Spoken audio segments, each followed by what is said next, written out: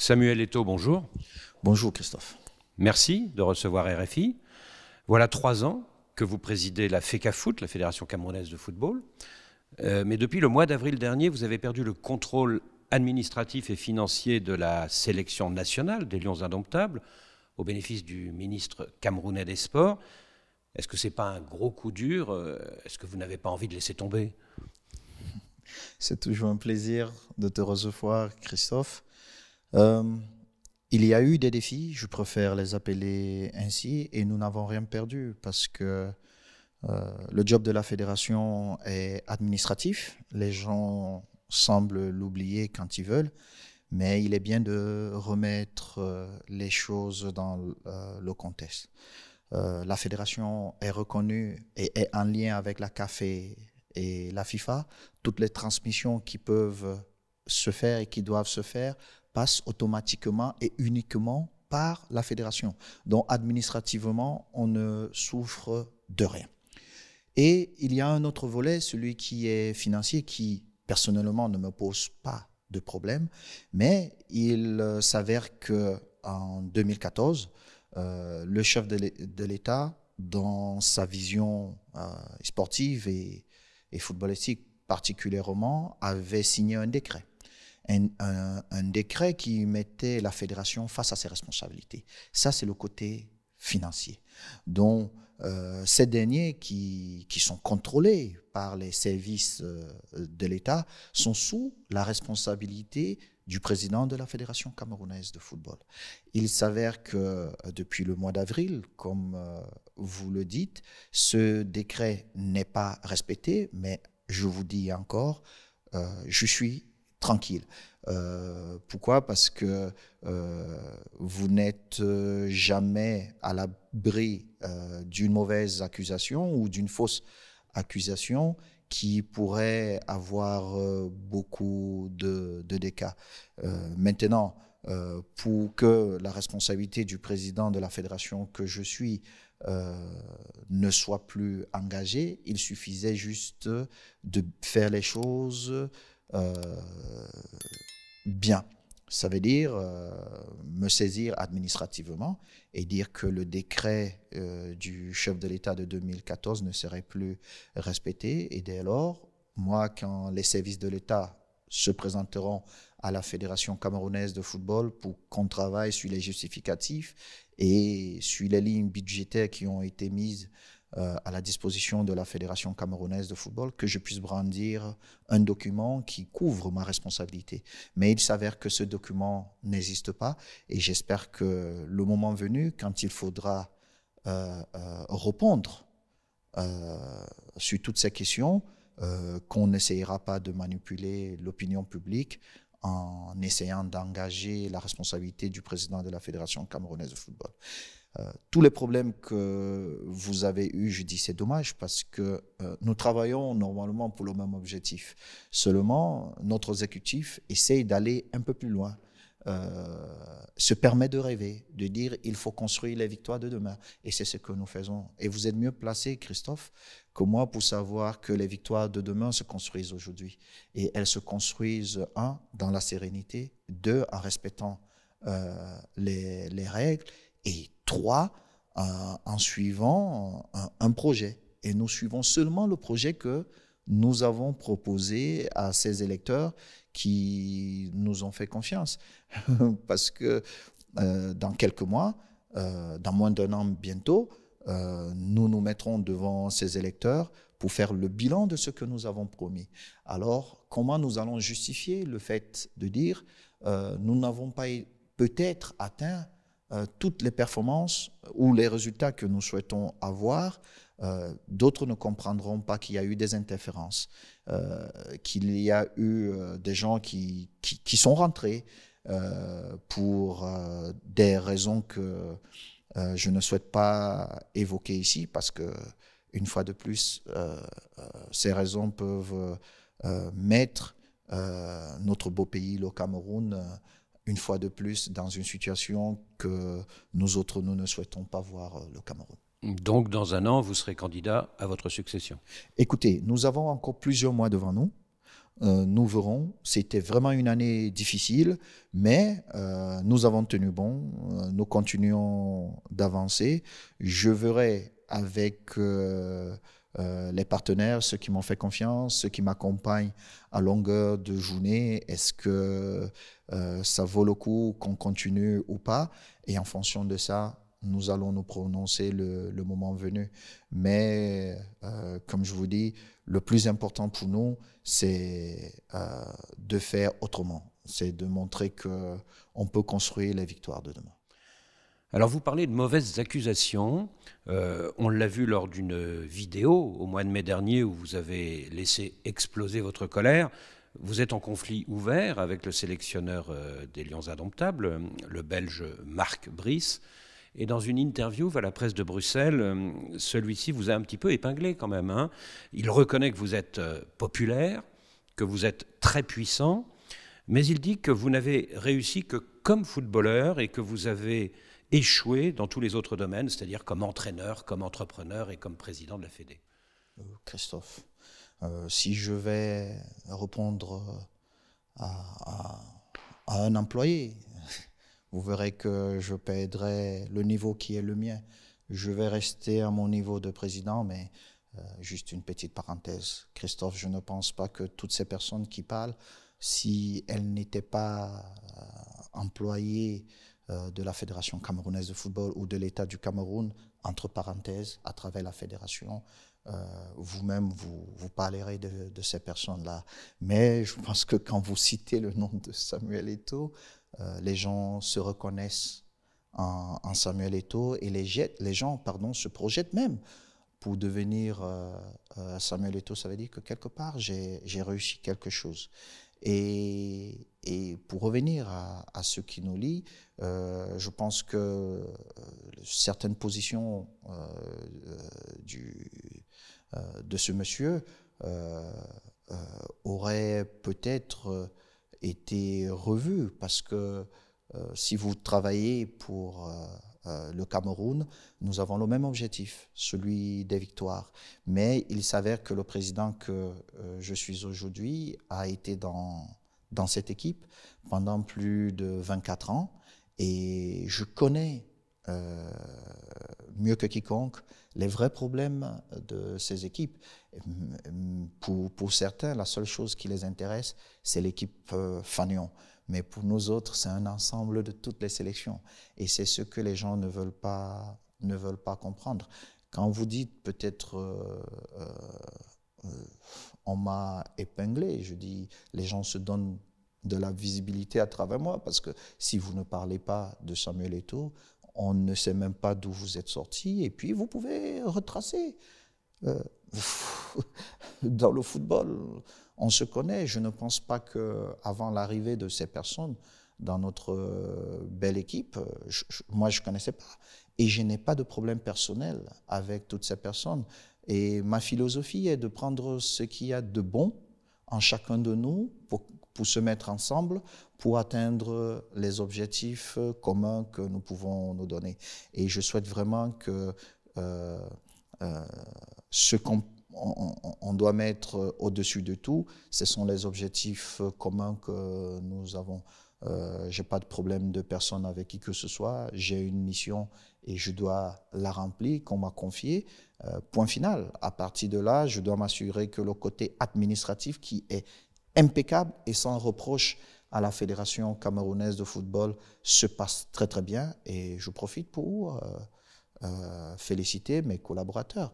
Et très souvent, Christophe, nous rentrons dans des débats parce que les gens ne comprennent pas, parce qu'ils n'ont jamais travaillé à un certain niveau. Ils ne savent même pas comment ça fonctionne. Et on nous envoie dans des débats qui n'ont pas lieu d'être. Je vous prends juste un exemple, Christophe. Vous savez que quand vous devez convoquer un joueur qui a joué pour une autre nation de football, il y a toute une démarche administrative à suivre. Les gens se lèvent un matin, ils convoquent des joueurs qui ont joué pour d'autres nations et qui se donne la latitude de dire la fédération travaille contre nous, ça ne se passe pas comme ça. Ce sont des choses, il faut anticiper. Mais je comprends que ces gens n'ont pas travaillé à ce niveau et que ces gens ne peuvent pas comprendre. Mais il faut apprendre, il n'y a rien de mauvais à apprendre. Et nous sommes tous là pour nous souder les coudes et avancer et tout faire pour que le Cameroun retrouve, l'équipe nationale fanion du Cameroun masculin, retrouve la place qui était la sienne. Il y a des gens qui ont travaillé pour ça. Donc, je dis souvent, parfois, les gens se lancent dans des polémiques qui n'ont pas lieu d'être, humblement, qui n'ont pas lieu d'être.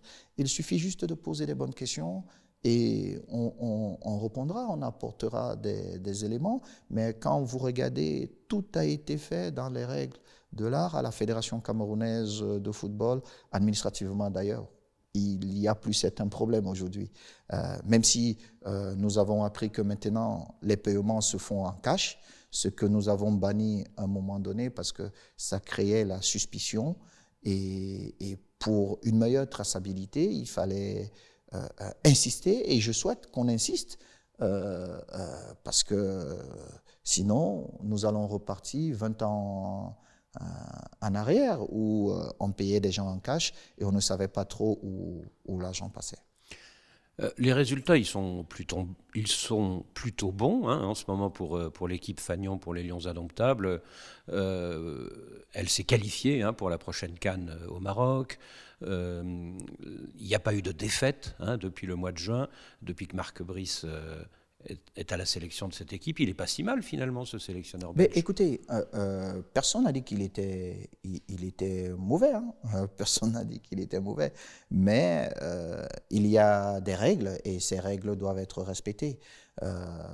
Il y a un décret qui est là, qui donne des pouvoirs à la Fédération camerounaise de football, mais beaucoup plus loin, il y a les statuts de la FIFA, de la CAF et de la Fédération camerounaise de football qui donnent les pouvoirs au comité exécutif et à son président de choisir son sélectionneur sur la base du projet que nous avons présenté aux délégués. C'était ça le débat. Je ne rentre pas dans le jugement s'il est bon ou pas. Jamais je n'ai dit qu'il n'était pas bon parce que je ne le connaissais pas. Donc je ne peux pas juger quelqu'un que je ne connais pas. Mais sur la base du projet que nous avons présenté aux délégués, il était bon qu'on aille jusqu'au bout de notre logique. Nous avons voulu nationaliser le banc de touche parce que nous nous sommes dit que on n'avait pas besoin d'aller chercher notre expertise ailleurs et nous avons connu beaucoup de problèmes avec les sélectionneurs étrangers qui venaient et qui traînaient tout le temps la fédération camerounaise et un peu plus loin l'État du Cameroun dans les tribunaux où au final l'État se retrouvait en train de payer des sommes pas possibles. Nous nous sommes dit nous allons donner l'opportunité aux Camerounais de bien faire le travail. Et je pense qu'au-delà des commentaires que nous pouvons avoir, l'ambiance qui a été une ambiance difficile, le sélectionneur Rigobert Song a, dans des conditions particulières, a rempli ses missions. Il a qualifié le Cameroun en extremis à Blida. Il a qualifié le Cameroun pour la CAN. Nous avons eu une CAN difficile. Il a commencé les éliminatoires. Que le sélectionneur Marc Brice a continué. Donc, il y avait déjà un résultat qui était là dans des conditions difficiles parce que c'était un Camerounais qui était à la tête de la fédération, de la sélection Fagnon. Ah, ça, c'est la vérité. C'est parce que c'était un Camerounais et avec, on estimait qu'on ne pouvait pas faire certaines choses, dont il fallait prendre quelqu'un d'autre. Je ne m'oppose pas à ça, je dis juste, il faut qu'on respecte la loi, parce que c'est la loi qui nous permet de vivre ensemble, c'est la loi qui nous permet de respecter et de nous mettre en face de nos responsabilités. Aujourd'hui, le Cameroun gagne, mais imaginez-vous si le Cameroun ne gagnait pas, qui devait être responsable de la situation? Et je pense que c'est la question qu'on doit se poser. Et le président Biya, qui a été un visionnaire, a à signer des décrets en mettant des gens face à leurs responsabilités. Pourquoi? Parce qu'à la fin de la journée, il faudrait qu'on dise, Monsieur le Président de la Fédération camerounaise de football, vous n'avez pas fait votre job, et que je sois sanctionné par ces délégués qui me donnent mandat de représenter le football camerounais. Quand on rentre dans une situation que peu comprennent vraiment, parce qu'on essaie de manipuler les uns et les autres, au final, qui est responsable? C'est ça. Parce que les lois, le décret du chef de l'État, toutes ces choses n'ont pas été respectées. Mais personne n'a jamais dit que ce monsieur était bon ou pas. Du moins, de mon côté, comme président de la Fédération camerounaise de football, parce qu'avant son arrivée au Cameroun, je n'avais jamais entendu parler de ce monsieur. Et Dieu seul sait que je connais quand même le monde du football et je connais plusieurs grands entraîneurs qui ont gagné et qu'on connaît, qu'on discute régulièrement. Donc, il est arrivé là. Nous allons tout faire pour qu'il atteigne les objectifs que nous avons en commun. Ces victoires sont les nôtres, ces défaites aussi sont les nôtres, parce qu'il ne faut pas oublier quelque chose, les fédérations en Afrique, elles vivent grâce aux victoires des équipes fanions. Parce que quand vous êtes qualifié à une CAN ou à une phase finale de Coupe du Monde, vous avez un prize money qui vous permet de construire des stades, qui vous permet de construire un siège, qui vous permet... Donc, on ne peut pas travailler contre nos propres objectifs. Souvent, quand les gens disent « Ah, mais la fédération travaille contre nous », mais non, comment la fédération peut travailler contre vous? Parce que ceux qui bénéficient des victoires de la fédération, les premiers, sont ceux qui représentent directement la Fédération camerounaise de football. Donc nous faisons tout pour que tout marche bien dans des conditions particulières. Depuis le mois d'avril, vous êtes donc opposé au ministre camerounais des Sports, Narcisse Moëlé-Combi, mais celui-ci est soutenu par le très puissant secrétaire général de la présidence, Ferdinand Ngongo. Est-ce que cet adversaire n'est pas trop fort pour vous? Christophe, je ne suis opposé à personne.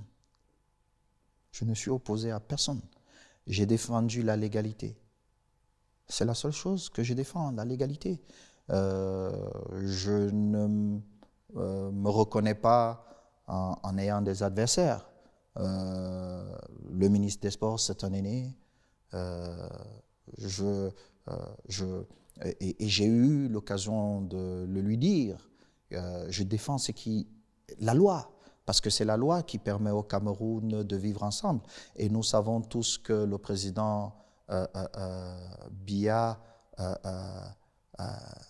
porte ce vivre ensemble. Il le met au-dessus de tout.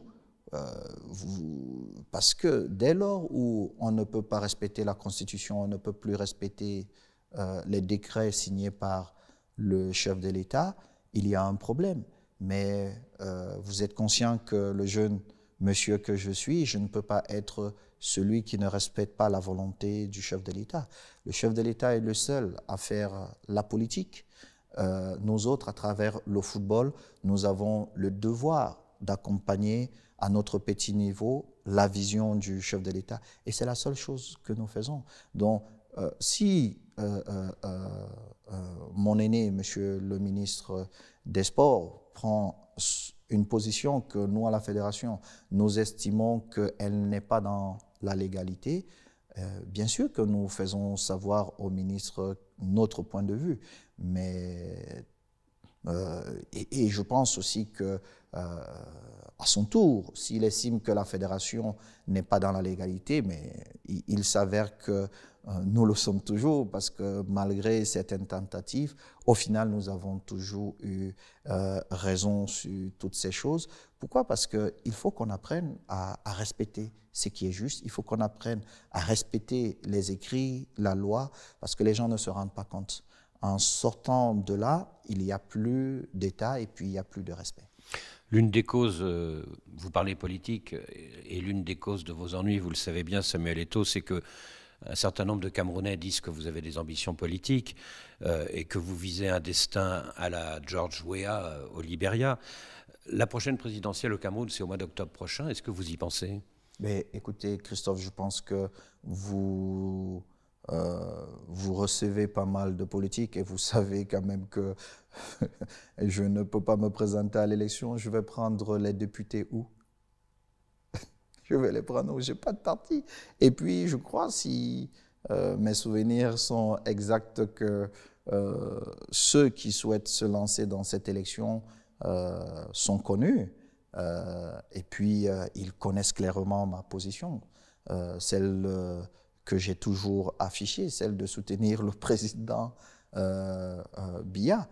Et je ne change pas ma position. Mais la même préoccupation que certains, comme vous dites, ont, ou ils l'ont aussi au niveau de la CAF. Ils l'ont aussi au niveau de la FIFA. Donc finalement, partout où je me retrouve dans des problèmes parce que les gens me prêtent des intentions, mais jamais je ne me suis prononcé sur toutes ces choses. On va parler dans quelques instants en effet de la CAF et de la FIFA, mais juste encore un mot sur la politique. Vous êtes un citoyen camerounais, Samuel Eto'o. Rien ne vous interdit un jour d'être candidat à une élection présidentielle. Vous savez, généralement, je fais ce qui me rend heureux. Et je n'épouse pas les idées des autres. Et je ne veux pas être le mur où les autres se cachent en nourrissant leur projet. Et je ne suis pas quelqu'un qui ne dit pas ce qu'il pense. Je dis toujours ce que je pense et j'assume ce que je dis. Et je l'ai dit il y a quelques mois, je le redis encore clairement, mon soutien il est là, il n'a jamais changé. Et comme vous savez, chacun de nous se met derrière son champion pour des raisons qui lui sont propres. Et pour moi, ça ne changera pas. Je n'ai pas cette prétention ni cette volonté de me lancer dans une course politique. J'ai voulu devenir président de la Fédération camerounaise de football. Je suis allé chercher ce mandat de rupture et je suis en train de dérouler le projet que j'ai présenté aux délégués qui m'ont fait confiance, qui nous ont fait confiance. Voilà. Alors la CAF, la Confédération africaine de football, il faut savoir que vous êtes candidat à un siège au comité exécutif de la CAF, c'est l'instance fêtière du football africain. Le problème, c'est que lors de l'Assemblée générale du 12 mars, apparemment, vous allez devoir affronter l'un de vos compatriotes, Seydou Bambo Njoya, qui siège actuellement dans l'instance et qui apparemment veut donc y rester. Est-ce que ça veut dire, Samuel Eto'o, que le président de la CAF, le Sud-Africain Patrice Motsepe, est derrière la candidature de votre compatriote pour vous mettre des bâtons dans les roues? Oh non, vous savez, c'est déjà une chance pour la Confédération africaine de football d'avoir à sa tête un grand enfant de l'Afrique, le docteur Patrice Motsepe, qui apporte beaucoup de choses à la CAF. Mais comme vous savez, quand vous êtes un grand dirigeant, vous avez besoin d'être accompagné par des personnes qui épousent votre projet et c'est ce que nous essayons de faire. Tout n'est toujours pas facile, même si le président Motsepe, je dis même si, et je ne pense pas que le président Motsepe qui a abondamment réussi, mais il a réussi parce qu'il applique et il respecte les règles et les lois, même s'il le voulait, le candidat sortant qui est au comité exécutif n'a pas le droit de se représenter sans mandat de sa fédération. Et sauf omission de ma part, le secrétaire général de la Fédération camerounaise de football n'a pas envoyé ce document. Donc, d'emblée, cette candidature, elle ne peut pas être validée par la CAF. On a eu des soucis par le passé à la CAF, et si mes souvenirs sont exacts, en 2019, à travers la FIFA, il y a eu un rapport, et je vous invite à le lire, et où il y a eu des recommandations. il y a eu des recommandations portées pour une meilleure gestion de la Confédération africaine de football. Il est vrai qu'à cette époque, plusieurs dirigeants étaient contre ce rapport, mais la FIFA estimait que ce rapport pourrait amener la CAF à une meilleure visibilité, à une meilleure transparence. Et j'invite mon frère, Gianni, qui est un amoureux de l'Afrique, et je dis toujours à certains collègues, présidents, que nous avons la chance d'avoir Gianni Infantino à la tête de la FIFA, parce qu'il ferait toujours tout pour faire avancer l'Afrique. Et ben, je l'interpelle aujourd'hui pour qu'il regarde bien ce qui est en train de se passer, l'opacité que nous avons aujourd'hui en dessous. Et j'ai interpellé le président Motsepe qui n'a pas toujours le temps pour tout regarder. Même si on estime que le président est un super homme, je suis conscient et je suis le premier à savoir que le président Motsepe ne peut pas être partout. Et il est de mon devoir, d'abord comme son fils, et plus loin, vu les responsabilités qui sont les miennes comme président de la Fédération camerounaise de football, d'apporter à sa connaissance des situations qui peuvent être dramatiques pour la Confédération africaine de football. Nous nourrissons l'ambition de voir notre confédération au niveau où elle doit être, au niveau de son football, et nous ne souhaitons plus voir cette opacité du passé qui semble revenir, où quand votre tête ne plaît pas à certaines personnes, on vous élimine. Non, non, non, il faut respecter la loi, il faut respecter, pardon, la loi, il faut suivre ce que nos tests disent, et en fonction de ça, je pense que vous n'avez jamais vu un match de football où l'arbitre dit le match a commencé avec on joue déjà la 45e minute alors qu'on est à la première seconde. C'est pas possible. Donc il faut qu'on respecte ça. Et je sais que le président Motsepe, après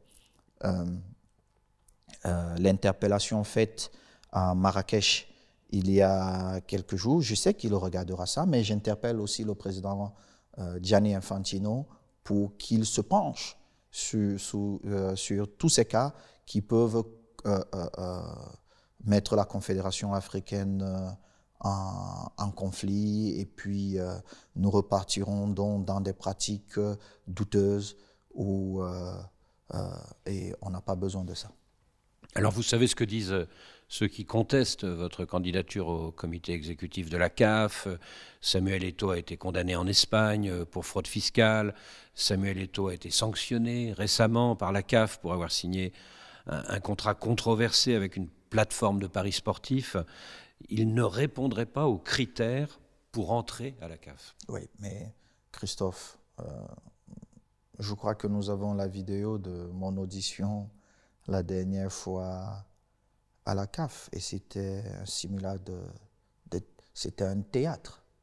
C'était tout sauf la justice, mais nous aimons notre continent et nous acceptons que des choses, même si nous prônons l'excellence, nous comprenons que les choses soient faites politiquement d'une certaine façon, mais les règles de base doivent être respectées. Et pour toutes ces personnes, sachez que ce soit à la CAF ou ailleurs, nous avons fait appel et personne ne peut m'interdire d'être candidat au comité exécutif parce qu'il y a encore plusieurs instances qui doivent se prononcer, et tant qu'elles ne se sont pas prononcées, je ne suis pas condamné et je dois pouvoir être candidat. Si jamais l'instance ultime me condamne, et je pense que je ne serai pas condamné parce que nous avons assez d'éléments pour prouver notre innocence, alors je ne vois pas pourquoi on essayerait politiquement de m'empêcher d'aider d'apporter ma contribution au football africain. Et je l'ai dit au président Motsepe, je lui ai dit, mais papa, il est bon et beau d'avoir un Samuel Eto'o qui essaie de faire bousculer les mentalités dans votre comité exécutif. Et je pense que de tous les autres dirigeants, je suis le moins politique. Je parle beaucoup plus développement de football que politique, que stratégie politique. Et ce que je souhaite, c'est de redonner à notre continent africain ce que hier j'ai reçu et que j'ai fait pendant toute ma carrière. Un ancien footballeur au comité exécutif. Oui, je pense qu'il y en a eu, mais ça ne me donne pas la légitimité parce que je suis un ancien footballeur. Mais je pense que mon expérience d'ancien footballeur, ce que nous sommes en train de faire à la Fédération camerounaise de football, les championnats, vous le savez, les championnats ne se terminaient jamais au Cameroun. On arrêtait, on revenait 8 mois après pour arrêter et revenir. On jouait un championnat sur 2 ans et demi. Aujourd'hui, chaque année, nous jouons nos championnats, ils commencent et ils finissent. Donc, ce sont des décisions dures parfois qu'il faut prendre, mais ce sont des décisions qui font du bien à ceux qui aiment le football. Le Sud-Africain Patrice Motsepe est candidat à sa propre succession à la présidence de la CAF lors du vote du mois de mars prochain. Est-ce que c'est une bonne nouvelle qui se représente? C'est une très très bonne nouvelle que le président Motsepe se représente. Je pense que vu tous les problèmes que nous avions eus avant, la stabilité financière que le président Motsepe peut apporter à la confédération africaine de football, c'est quelque chose dont nous avions besoin vis-à-vis de nos partenaires. Maintenant, le président Motsepe doit être accompagné des gens qui parlent football, qui parlent le langage du business dans le football. Comme vous pouvez le savoir, même si on a progressé au niveau de l'organisation des CAN, depuis la CAN au Cameroun, les prize money ont évolué. Nous avons d'autres compétitions des jeunes qui doivent être améliorées et nous pensons humblement que nous pouvons, c'est pourquoi d'ailleurs nous avons déposé notre candidature au comité exécutif pour accompagner la vision du président Motsepe à changer le visage du football africain et à faire en sorte que ces compétitions se jouent et surtout qu'elles génèrent beaucoup d'argent parce que sans argent, les fédérations, elles ne peuvent pas se projeter. La prochaine CAN a été reléguée à la fin de l'année prochaine, à la fin 2025, à des dates inhabituelles, là où il restait un petit peu de place. Après que la FIFA eut imposé sa nouvelle Coupe du Monde des clubs pendant un mois en plein milieu de l'été 2025, est-ce que ça veut dire, Samuel Eto'o, que les Africains ne maîtrisent plus le calendrier du fleuron de leur compétition? Je ne partage pas votre point de vue et je vous dirai pourquoi, mais vous allez me permettre de dire merci et félicitations à la FIFA parce qu'en peu de temps, la Coupe du Monde revient dans notre continent et c'est au Maroc. Et de dire grand bravo au président Fouzi qui est un visionnaire, un passionné, qui est à sa majesté, que Dieu l'assiste, qui ont tout fait pour amener ce prestigieux événement dans notre beau continent. La Coupe d'Afrique se jouera au Maroc, les dates que nous connaissons, mais souvenez-vous que quand le Qatar avait proposé à la FIFA de jouer sa Coupe du Monde pendant une période similaire, ça avait créé beaucoup de débats, mais nous sommes tous d'accord que c'est l'une des Coupes du Monde jamais... c'est l'une des plus belles Coupes du Monde jamais organisées. Donc, je suis convaincu que le Maroc fera pareil. Il faut s'adapter, il faut comprendre parfois les enjeux des calendriers, des championnats, de la FIFA, de l'UEFA et tout ça. Mais je suis convaincu qu'à cette date-là, nous aurons l'une des meilleures Coupes d'Afrique jamais organisées. Il y a bientôt 5 ans, Gianni Infantino, le président de la FIFA, encourageait les Africains à faire jouer la CAN tous les 4 ans et non plus tous les 2 ans. Et vous étiez opposé à cette idée. Mais aujourd'hui, est-ce qu'on n'y va pas tout droit? Mais écoutez, et je pense que le président Gianni, et je dis j'ai la chance parce que le président Gianni, mais moi je dis toujours mon grand frère, j'ai la chance d'avoir une relation particulière avec mon aîné et j'ai la possibilité, au-delà d'être mon patron, j'ai la possibilité de partager le fond de ma pensée avec mon aîné, Monsieur le Président Gianni. Et je dis encore, c'est une bénédiction pour les Africains qu'il soit à la tête de la FIFA parce que c'est un amoureux de l'Afrique. Ceci étant dit, il avait évidemment proposé que la Coupe d'Afrique puisse se jouer chaque 4 années, mais c'est un monsieur qui écoute, qui comprend. Dites-vous que l'organisation de la Coupe d'Afrique pour les pays africains est liée à un développement économique. Les gens ne se rendent pas souvent compte, mais je suis convaincu que le Cameroun n'aurait pas eu 7 grands stades du niveau mondial si nous n'avions pas eu la Coupe d'Afrique. Le président Biya a offert aux Camerounais 7 magnifiques stades et ces stades reviennent, l'entretien de ces stades revient aux Camerounais pour que nos petits-enfants aient la possibilité de jouer dans des stades. Le Cameroun peut se décider à organiser une Coupe du Monde parce qu'il y a un minimum de stades qu'on vous demande. Et aujourd'hui, nous avons les plus beaux stades en Afrique. Au niveau de l'entretien, il faut voir parce que on peut débattre sur ça. Donc, nous avons expliqué au président Gianni que nous avons besoin que les pays se développent au-delà du football et il a compris.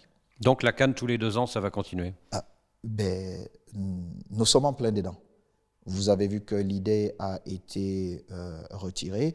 Et si demain, les intérêts de l'Afrique, que le président Gianni défend très souvent, l'amenaient peut-être à penser que, avec le docteur Patrice Motsepe, Monsieur le Président, qu'il fallait passer à 4 ans, nous allons discuter et nous allons échanger pour qu'ensemble, nous ayons une même position pour le bien de l'Afrique. Mais ne perdez pas ça de vue, l'importance de jouer chaque 2 années permet à un pays de 54 États de se développer parce que ce sont des routes, parce que ce sont des hôpitaux qui se développent, ce sont des business qui se créent et parfois qui grandissent après l'organisation de la CAN.